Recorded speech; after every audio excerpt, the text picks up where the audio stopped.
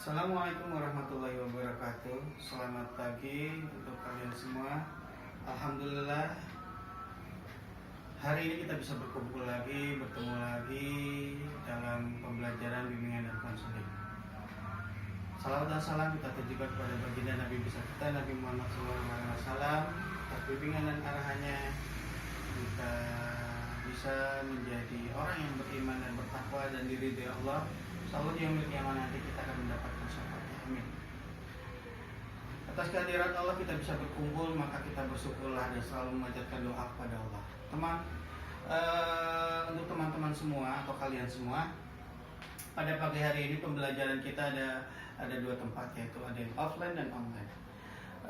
Mr. Fahmi akan memberikan satu bentuk pembelajaran bimbingan konseling, baik yang di offline ataupun yang di online, yaitu kita akan mempelajari tentang layanan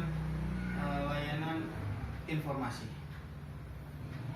Mungkin ada yang sebagian teman-teman tidak tahu bahwa informasi seperti apa. Tapi layanan informasi dalam BK ini adalah pastinya memberikan informasi pribadi, informasi sosial, informasi karir dalam pendidikan dan pembelajaran. Ini secara tidak langsung dapat menyelesaikan masalah kalian. Ini akan menjadikan satu bentuk pengendalian diri agar kalian bisa mawas diri dan menata masa depan yang lebih baik. Baik ya teman-teman, untuk layanan informasi yang akan Mr. Fahmi berikan ini hari ini yaitu adalah mengenai bullying. Bahayanya bullying. Kalian pasti tahu ya, bullying itu sangatlah tidak dibenarkan. Nah, bullying ini adalah perilaku agresif dan negatif seseorang secara berulang kali untuk menyakiti targetnya secara mental dan secara fisik. Ini mereka selalu mencari targetnya itu berulang-ulang kali untuk mencari kesenangan dan menyakiti seseorang.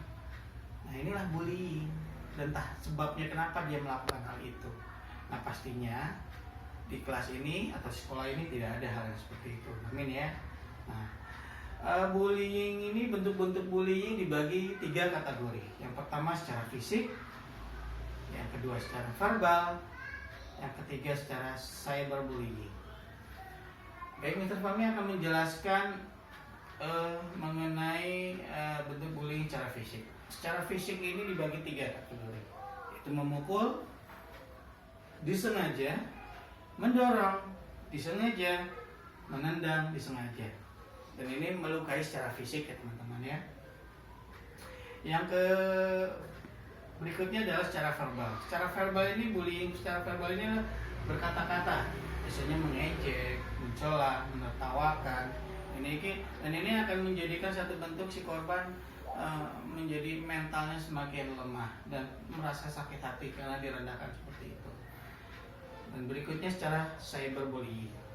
Mungkin kalian di antara kalian sudah punya handphone atau Android, sehingga kalian bisa melakukan informasi-informasi yang kalian dapatkan dari berbagai mancanegara dan para informasi tentang ilmu, tapi banyak disalahgunakan bahwa bullying yang dilakukan secara cyberbullying ini terjadi di sosial media seperti Facebook, WhatsApp, YouTube, Twitter dan sebagainya. Ini biasanya ejekan yang merendahkan sehingga secara umum orang banyak tahu apa keburukan dari si korban ini. Dan ini pelakunya ini akan menyebarluaskan.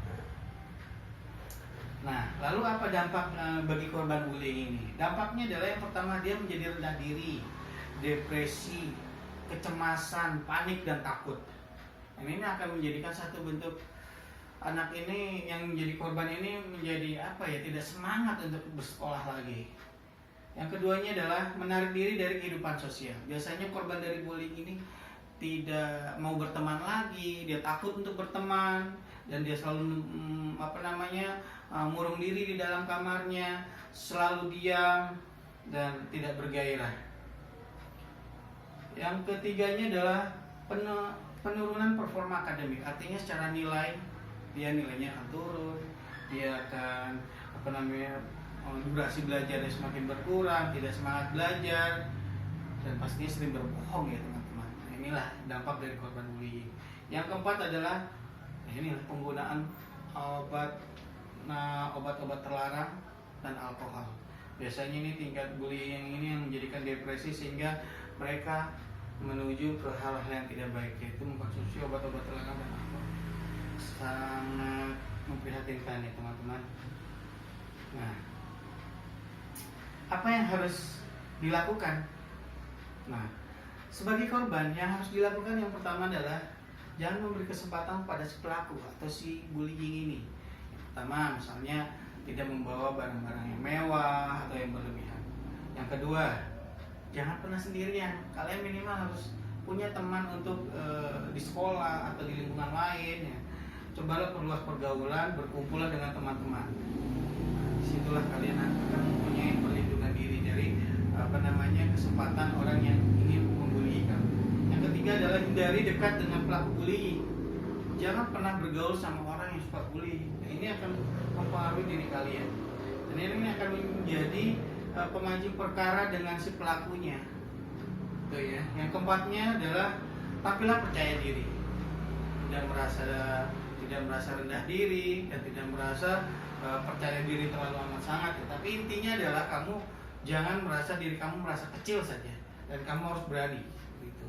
Yang kelima adalah jangan tampil menjadi orang yang lemah. Beranilah untuk cerita atau lapor pada orang dewasa atau apapun yang terjadi pada diri kamu ketika kamu mendapatkan perlakuan yang tidak baik dari orang lain.